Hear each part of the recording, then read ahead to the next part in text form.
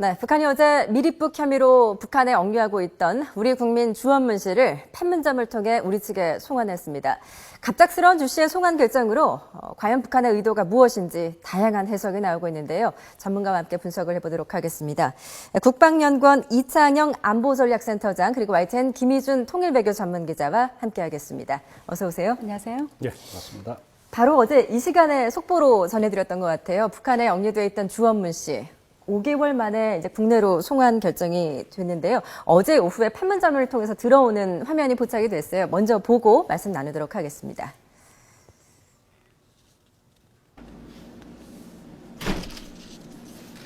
네, 지금 주원문 씨가 남한 쪽으로 주원문 씨? 송환되는 모습입니다. 건강합니까? 네, 건강합니다. 라고 이렇게 짧게 소감을 밝혔는데요. 그동안 이렇게 한국어 인터뷰가 없어서 한국말을 못하고 영어만 하는 줄 알았더니만 그래도 소통이 가능한 것 같습니다. 지금 보니까 좀 밝은 모습의 건강한 모습인데 현 시점에서 북한이 이렇게 주원문 씨, 우리 국민을 전격 송환한 것, 그 배경은 어디 있다고 보십니까? 네, 우선 주원문 씨가 어떤 사람인지, 그러니까 한국 국적이지만 미국 영주권을 가지고 있죠. 그리고 미국 뉴욕 대학의 학생이죠. 그리고 이번에 와서 첫 번째 했던 멘트 내용 중에 보면은 북한에는 인권 문제나 포갑 정치가 없다, 찾아볼 수 없다 이런 얘기를 했죠. 여기가 바로 제가 볼 때는 북한이 던지고 싶은 메시지들이 담겨 있다고 봅니다. 예. 제가 볼 때는 한 세 가지 측면의 메시지를 의도하지 않았느냐. 첫 번째는 국제사회에 던지는 메시지, 그 다음에 한국에 보내는 메시지, 그 다음에 북한 내부에 보내는 메시지, 이 세 가지로 구분할 수 있겠는데요. 예. 우선 국제사회에 보내는 메시지는 지금 유엔 총회에서 북한 인권 문제가 상당히 대두가 되고 있고 결의안을 논의하고 있지 않습니까?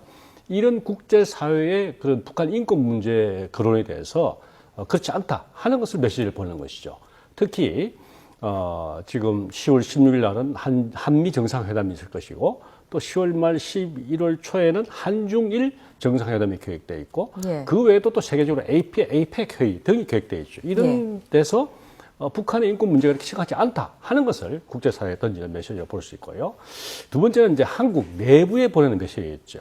한국에게 보내는 메시지는 이런 지금 노동당 창당 기념일 또는 국제사회 압박이 가중되고 이 상황에서 예. 북한이 한국에게 관계 개선 의지가 있다 이런 것을 보이는 것이고 예. 마지막으로 북한 내부에 보내는 메시지는 결국은 체제 선전, 체제 선전을 위한 또 이런 인권 문제가 문제 없는 아주 좋은 국가라 하는 것을 내부적으로 선전하는 그런 효과가 있다. 예, 지금 북한에 억류되어 있는 다른 우리 국민들도 있는데 주원문 씨를 골라서 석방한 것도 어떤 그런 메시지가 다 담겨 있는 거라고 볼 수가 있겠군요. 네. 저도 예. 한 말씀 붙이자면 그 대외적인 메시지에 있어서 북한이 이제 이만큼 인도주의적인 국가다 이런 것을 이제 홍보하려고 했을 텐데 특히 이제 닷새에 되면 북한의 이제 당 창건 70주년 기념일이 열립니다. 북한이 이 행사의 성공을 위해서 굉장히 지금 열심히 노력을 기울이고 있고요. 예. 사실 이제 이 열병식을 관람하는 관광 상품도 지금 내놓았고 3,500톤급 대동강 유람선까지 이제 운항을 시작했는데 이 같은 행사의 좀 성공을 위해서 외화도 벌고 하려면 외국인들이 많이 와야 될 것이고 이런 외국인들한테 북한이 이만큼 안전하고 인도주의적인 국가다 이런 부분을 좀 선전하려고 했다고도 볼 수가 있겠습니다. 예. 그런데 이 주원문 씨, 몇 번 인터뷰 내용이 공개가 됐었는데 자신이 자진해서 북한에 갔고, 북한 미립국 당시에 오히려 북한에 잡히기를 원했다라는 이런 좀 말이 안 되는 또 인터뷰를 또 하기도 했어요. 그렇습니다. 주원문 씨 네. 도대체 어떤 사람입니까? 네, 아까 박사님 잠깐 언급하셨는데 한국계 미국 영주권자이고요. 또 한국 국적도 당연히 갖고 있습니다. 말씀하신 대로 이제 뉴욕대 3학년 경영학과에 이제 재학 중이다가 휴학 중이었던 걸로 알려져 있고요. 네. 거주지는 그 뉴저지주의 테너플라이에 살고 있습니다. 현재 이제 부모님 또 형제와 함께 한 8년 넘게 그곳에 거주한 것으로 알려져 있는데요. 예. 이제 뭐 그 주재원들 또 특파원들 많이 가 있는 한인들이 많이 살고 있는 곳이 테너플라이고 이곳 고등학교를 졸업을 했습니다. 네, 그 당시 억류 당시에 부모님들은 그 주 씨가 중국을 여행하려고 하는 중이었다고만 알고 있었고 억류 사실을 예. 사실 몰랐다고 합니다. 제가 볼 때는 이 주원문 씨가 상당히 호기심이 많은 젊은이가 아닌가. 네. 그러면서 그 호기심이 좀 다른 방향으로 작동이 된 그런 경우라고 그렇게 생각이 됩니다. 예. 주원문 씨가 가장 최근에 언론에 인터뷰를 했던 게 지난달 25일이었죠? 그렇습니다. 예, 당시 인터뷰를 한 내용을 잠깐 들어보고 또 말씀 나누도록 하겠습니다. During my stay, I noticed that people seemed much more satisfied and relaxed with their lives as a result of the stable political system, economy, and culture. 네. 뭐 북한 주민들이 안정된 정치제도, 뭐 경제 문화로 인해서 더 삶을 만족해한다라는 인터뷰를 했어요. 그 북한의 어떤 지시나 이런 것들을 받은 거겠죠? 어떻게 제가 볼 해석할 수 때는 있을까요? 당연히 예. 북한 어떤 기관에 사주나 강압이 있을 것으로 보입니다. 우선 4월 22일 날 주원문 씨가 중국 단동에서 이제 북한으로 가는 길목에서 바로 체포가 됐거든요. 예. 그 이후에 제가 볼 때는 북한 어떤 관련 기관이 이 북한의 좋은 점만 계속 보여줬을 겁니다. 지금 저 설명에 나오는 그런 것만 보여주고 설명을 했을 것이고요. 예.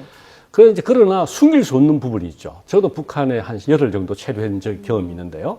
아무리 숨길 수 없는 그 이동간에 나타나는 뭐 고속도로 상황이라든가 주민들의 상황이라든가 또는 뭐 심지어 가을에 고속도로에 낙엽이 쌓여서 그걸 쓸고 있는 주민들이 있는 이런 형편은 이해가 안 되는 거죠. 예. 그런 것들에 대해서는 분명히 강압적인 또는 세뇌 교육을 통해서 써준 원고를 잃게 한다든가 예. 이런 뭐 이렇게 노력 또는 그런 활동이 있지 않나. 그렇지 않고 저는 인터뷰를 할 수가 없죠. 그렇죠. 주원문 씨 일단 어제 송환되면서 이제 우리 정보 당국에 넘겨졌습니다. 뭐 본인이 자진해서 북한으로 입국했다라고 말을 또 밝히기도 했고, 과연 주원문 씨에게 국가보안법 위반 혐의를 적용할 수 있는가도 지금 관심이거든요. 어떻게 네. 보십니까? 한마디로 국가보안법이라는 것은 국가의 체제 유지를 위해서 필요한 그런 그게 방해되거나 또는 이런 행동을 금지시킨 법이죠. 그래서 국가보안법 3항 3조에 보면 이 반체제 국가 또는 반국가 단체에 있는 그런 곳에 잠입을 하거나 그로부터 탈출을 했거나 또는 그쪽 지령을 받거나 이런 것들은 다 금지된 위반 행위죠. 그리고 또한 반국가 단체의 이런 그 선전, 선동, 고양, 참무, 이런 행동도 또 다 국가보안법 위반 행위죠. 예. 이제 단지 문제는 이제 구체적으로 북한에서 어떤 행동을 했는가 이것을 조사를 해보면 국가보안법 위반이 됐는지 안 됐는지 그 정도가 어느 정도인지 이런 것을 파악하고 아마 그 대상을 징계나 또는 처벌 대상도 수지도 정해지지 않을까 이렇게 생각을 합니다. 예. 현재 이제 북한에는 주원문 씨 외에도 또 다른 우리 국민 3명도 억류돼 있지 않습니까? 그렇습니다. 예. 지금 누구누구가 있죠? 현재 뭐 2013년도에 억류됐던 선교사 김정욱 씨 그리고 예. 이제 지난 3월에 이제 억류가 됐는데 북한이 우리 국정원 직원이라고 주장을 하고 있죠. 김국기, 최춘길 씨 모두 3명인데요. 예. 현재 그러니까 주원문 씨까지 모두 4명이 억류됐던 중에서 간첩 혐의를 적용받지 않았던 것은 주 씨가 유일했습니다. 예. 그런 주시를 이제 먼저 풀어주고 나머지 이제 3사람은 간첩 또 뭐 반공화국 혐의 등으로 재판을 받고 현재 이제 무기 노동 교화형을 선고받고 이제 복역 중입니다. 예. 그러니까 북한이 이제 주 씨를 먼저 풀어준 것은 상대적으로 주 씨의 혐의가 좀 적었던 데다가 이제 북한의 인도주의적인 측면 이런 부분을 충분히 이제 홍보를 했다고 생각해서 소기의 목적을 달성했다고 판단을 해서 이제 먼저 보내준 것으로 보이고요. 예. 이 나머지 3사람은 계속 억류를 이제 하고 있으면서 향후 남북 관계 또 국제사회에서 카드로 활용할 가능성이 있다고 보여집니다. 특히 이제 이들이 간첩 혐의를 갖고 있다는 것은 남측 당국이 이제 북한의 체제를 전복하기 위해서 계속 이런 책동을 하고 있다는 부분을 좀 선전할 수 있는 부분이기 때문에 예. 북한에게는 여전히 유효한 카드다 이렇게 볼 수 있겠습니다. 예. 북한이 또 송환을 요구하고 있는 사람도 있는데 중국을 통해서 이제 국내에 입국한 탈북자 김연희 씨라고 합니다. 그렇습니다. 뭐 거의 유일하게 북송을 희망하는 경우라고 하는데 우리 정부는 지금 김연희 씨에 대한 북송을 거절하고 있는 상황이죠. 그렇습니다. 이 김연희 씨 하면은 지난 2011년 6월에 중국에 있는 이제 친척을 방문하러 갔다가 좀 병에 걸렸다고 합니다. 이 병을 치료하려고 탈북 브로커를 통해서 이제 한국에 밀입국을 했는데 당시 이제 브로커에게 뭐 여권도 빼앗긴 상황이라고 전해져 있습니다. 예. 그러니까 북측은 이 김연희 씨에 대해서 하루빨리 송환을 하라. 북측의 이제 남측 정보 기관에 의해서 억지로 끌려간 것이다. 반인도주의 적인 행위라는 점을 계속 강조를 하고 있는데요. 예. 우리 정부는 일단은 김 씨가 우리 국민으로 이미 이제 입국을 들어온 만큼 송환을 할 수 없다는 입장이 계속 이제 대치가 되고 있는 상황입니다. 예. 일단 이번 주에 북한의 당 창건일도 예정이 돼 있고요. 현재 이산가족 상봉 행사 준비도 한창인데요. 이번 당 창건일을 계기로 이제 김정은이 남북 대화에 대한 메시지를 좀 전할 것이다라는 조심스러운 가능성도 지금 점쳐지고 있는 것 같습니다. 어떻게 보십니까? 예. 지금 제가 볼 때는 김정은이나 북한 당국이 좀 어떻게 보면 좀 유화적인 제출을 된 한국에 대해서 또는 국제사회에 대해서 유화적인 제출을 보이는 것은 이 압박, 국제사회 대북 압박 이런 국면을 피해가기 위한 전략이 아닌가 이렇게 생각을 합니다. 예. 진정한 무슨 뭐 태도 변화나 또 정책의 변화라기보다는 지금 워낙 특히 그 중국이 9월 3일 전성절 행사할 때 박근혜 대통령과 그 회담에서 예. 북한의 그 긴장 행위 조성 반대한다. 또는 미중 정상회담에서도 북한의 그런 그 긴장 조성 행위나 핵이나 핵 도발 또는 미사일 발사 등을 반대한다. 이런 강한 압박을 지금 주고 있기 때문에 어떻게든 북한은 이 시기를 국면을 타개해 나가야 될 그런 상황에서 한국에 대해서도 국제사회에 대해서도 조금 더 유화적인 제스처, 이 어려운 국면을 피하기 위한 전략으로 지금 그런 유화적인 제스처를 취하지 않나 이렇게 분석을 하고 있습니다. 예, 즉 북한 뭐 노동당 창건 70주년을 앞두고 지금 준비가 한창이라고 하는데 뭐 지하 핵실험이나 로켓 발사 역사 다룬 특집 뭐 이런 프로그램도 방영을 했다고 하죠. 그렇습니다. 어젯밤에 이제 전격 방영을 한 것인데요. 당창건일 닷새 앞두고 이뤄진 것입니다. 이 프로그램에서 지난 2006년, 2009년 또 2013년 세 차례 이뤄졌던 핵실험 과정을 자세히 소개했고요. 예. 그다음에 그 또 세 차례 발사했던 광명성 뭐 1, 2, 3호의 발사에 대해서 이것은 미사일이 아니라 우주 위성이었다. 시험 발사의 정당성을 또 주장을 했습니다. 네. 이와 함께 이미 이제 지난 열병식에서 공개가 됐던 그 탄도 미사일이죠. 사거리가 12,000km에 이르는 KN 그 08의 이제 존재도 다시금 드러냈는데요. 예. 그것은 당창건일을 앞두고 어떤 김정일 또 김정은 부자의 업적을 좀 대내용으로 과시하려는 것으로 볼 수가 있겠습니다. 예.